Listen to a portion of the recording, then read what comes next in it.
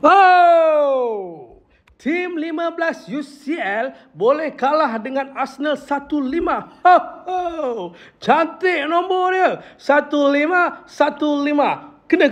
Tutup Bumbong Stadium pun dah. Buat perarakan kuda pun dah. Tapi kalah juga. Baik, tak payah buat. Dia cerita dia macam ni.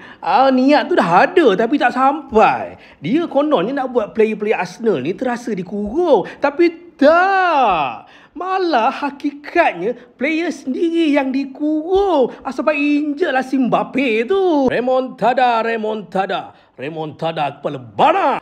Kalau nak belajar remontada tu bolehlah tengok tutorial dekat YouTube Liverpool. Macam mana Liverpool remontada kan Barcelona. Kena 3-0 dekat Nou Camp. Bedal balik 4-0 dekat Anfield. Itulah King remontada yang sebenar. Okay?